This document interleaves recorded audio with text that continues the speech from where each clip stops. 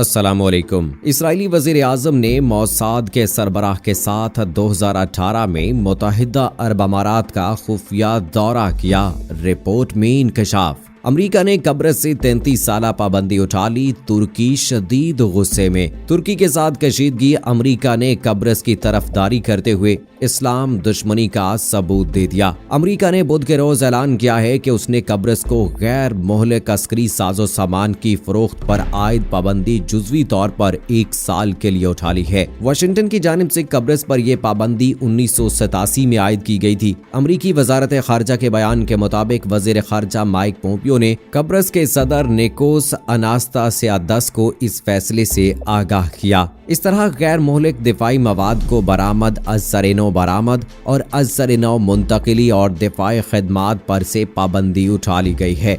शुमाली कब्रस के वज़ीर आज़म अरसीन तातार ने अमेरिका की तरफ से जनूबी कब्रस पर आयद असलहे की पाबंदी नरम करने पर सख्त एहतजाज करते हुए कहा है कि जल्दी पर तेल छिड़कने के मुतरादिफ होगा। शुमाली कब्रस के वज़ीर आज़म अरसीन तातार ने इस हवाले से अपने बयान में कहा है कि जनूबी कब्रस पर लागू असलहे की पाबंदी को 1 अक्टूबर 2020 से 30 सितंबर 2021 के दरमियान नरम करने का अमरीकी फैसला गलत है। मौजूदा सूरत हाल में तुर्क यूनान कशीदगी खित्ते में अरूज पर है, जिसके दौरान इस किस्म का फैसला सलामती कौंसिल के मुस्तकबिल रुकन मुल्क अमरीका को जेब नहीं देता। अल अरेबिया की रिपोर्ट के मुताबिक अमरीकी कांग्रेस में इस हवाले से दिसंबर 2019 में वोटिंग हुई थी। अमरीका ने ये पाबंदी 1987 में आयद की थी। इसका मकसद कब्रस के जजीरे के दोबारा यकजा होने की हौसला अफजाई करना था। इसका शुमाली हिस्सा 1974 से तुर्की के कब्जे में है। ताहम बाद-ए-ज़ां इस इक़दाम का गैर मुफीद होना जाहिर हो गया, बल्कि उसने कब्रस की हुकूमत की हिम्मत बढ़ा दी कि वो जजीरे की तकसीम को खत्म किए बगैर दीगर शराकतदारों का सहारा ले। डेमोक्रेटिक सेनेटर बॉब मेंडीज ने इस बात के एतराफ़ को सराहा है कि काबिल एतमाद ताज़रवाती शराकतदार की हैसियत से कब्रस के साथ ताल्लुक अहमियत का हामिल है। एक बयान में उन्होंने कहा कि हथियारों पर आयद इन पुरानी पाबंदियों को, जिन पर कई दहाइयों से अमल दरामद हो रहा है, उनको उठा लेना और अमन के साथ अपने ताल्लुक को गहरा बनाना हमारे मफाद में है। दूसरी जानिब तुर्की की वजारत खारजा ने इस बात को जुज़वी तौर पर उठा लेने की शदीद मज़म्मत की है। साथ ही मुतालबा किया है कि अमेरिका इस फैसले को वापस ले, क्योंकि इस फैसले के कब्रस के मसले का हल तलाश करने के लिए जारी कोशिशों पर मनफी असरात मुरतब होंगे। तुर्की ने कहा है कि अमेरिका का जनूबी कब्रसी यूनानी इंतजामिया से असलहे की पाबंदियां हटाना इत्तेहाद की रूह के मनाफी है। तुर्की वजारत खारजा की तरफ से जारी करदा बयान में कहा गया है कि जनूबी कब्रस यूनानी इंतजामिया से असलहे की पाबंदियां हटाने से मुतल्लिक अमरीकी बयान ने जजीरे में आबाद 2 अवाम तुर्कों और यूनानियों के दरमियान मसावात व तवाज़ुन को मुस्तरद कर दिया है। ये बयान मसला कब्रस के हल की कोशिशों पर मनफी असरात मुरतब करेगा। तुर्क वजारत खारजा ने खबरदार किया है कि अगर ऐसा ना हुआ तो तुर्की हर सूरत में तुर्क कब्रसियों की सलामती को यकीनी बनाने के लिए जरूरी इकदामात करेगा। उधर मुत्तहिदा अरब अमारात के वली अहद मोहम्मद बिन ज़ायद अल नाहयान ने कहा है कि मुत्तहिदा अरब अमारात अब भी फ़लस्तीनी रियासत के क़याम के लिए पुरअज़्म है और इसराइल से अमन मुआहिदा इसकी कीमत पर नहीं किया गया। तेल अवीव से पहली कमर्शियल फ्लाइट अबू धाबी पहुंचने के बाद अपने बयान में वली अहद ने कहा कि मुत्तहिदा अरब अमारात आज भी आज़ाद और खुद मुख्तार फ़लस्तीनी रियासत के मुतालबे पर कायम है। इसराइल और मुत्तहिदा अरब अमारात के दरमियान ताल्लुकात को मामूल पर लाने से मुतल्लिक मुआहिदे पर 18 सितंबर को व्हाइट हाउस में दस्तखत किए जा सकते हैं। अमेरिका, इसराइल, यूएई के नुमाइंदों के हवाले से मीडिया रिपोर्टों में ये इत्तला दी गई है। एक रिपोर्ट के मुताबिक इसराइल और यूएई के दरमियान बातचीत उम्मीद से ज्यादा तेजी से आगे बढ़ रही है और ये भी कहा जा रहा है कि अमेरिका और इन दोनों मुल्कों के दरमियान एक इजाफी सहतरफा मुआहदे पर दस्तखत किए जाने की सभी तैयारियों को हतमी शक्ल दी जा चुकी है। इसराइली वज़ीर आज़म ने मोसाद के सरबराह के साथ 2018 में मुत्तहिदा अरब अमारात का खुफिया दौरा किया। रिपोर्ट में इंकशाफ किया गया है कि इसराइल और मुत्तहिदा अरब अमारात के दरमियान ताल्लुकात कायम करने के बाकायदा ऐलान के बाद इंकशाफ हुआ है कि इसराइली वज़ीर आज़म बेंजामिन नेतन्याहू और मोसाद के सरबराह ने 2018 में अमारात का खुफिया दौरा किया और वलीअहद मोहम्मद बिन जैद से मुलाकात की थी। इजरायली वेबसाइट वाई नेट ने इब्रानी जुबान के अखबार यदयूथ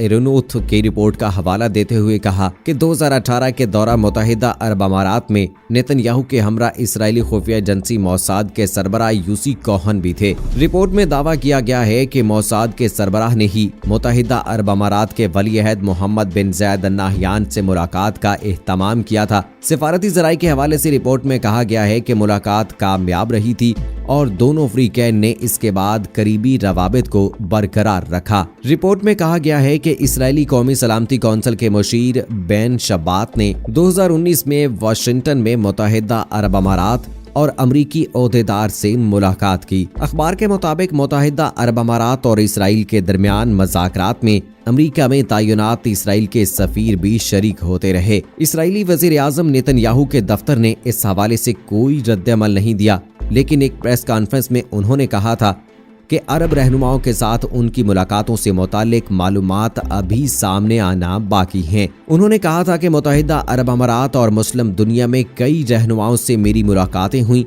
बहुत सारी ऐसी चीजें हैं जिनके हवाले से मैं कुछ नहीं बता सकता, लेकिन मुझे यकीन है कि सही वक्त पर वो आया होंगी।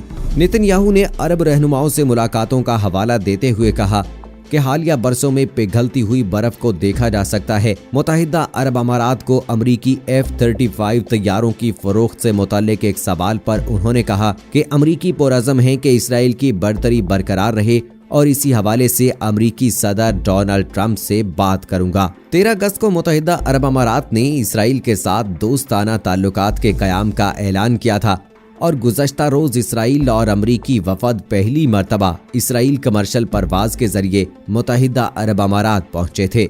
इस मुआहदे के बाद इतवार को दोनों मुल्कों के दरमियान बाकायदा फिजाई सर्विस का आगाज हुआ और पहली फ्लाइट इसराइल के कौमी एयरलाइन अल आल तेल अवीव से अबू ज़ाहबी पहुंची। अमारात और इसराइल के दरमियान पहली कमर्शियल परवाज के जरिए अमरीका और इसराइल की अहम शख्सियात अमारात पहुंची थीं। खबर रसां इदारे अल अरबिया के मुताबिक अमारात के वलीअहद शेख मोहम्मद बिन जैद अल नाहयान ने कहा कि इनके फैसले का मकसद अमन के लिए मौके पैदा करना है। गजा की पट्टी पर हुक्मरानी करने वाले इस्लामी तंजीम हमास ने कई दिनों से जारी इसराइल के साथ तनाव को कम करने का ऐलान किया है। जराये के मुताबिक हमास के इलाके सरबराह याह्या सिनोर ने पीर को एक सरकारी बयान जारी करते हुए कहा, हमास ने इसराइल के साथ मुआहदा किया है जिसमें उससे मुतालबा किया गया है कि वो हमारे लोगों के खिलाफ तशद्दुद बंद करे।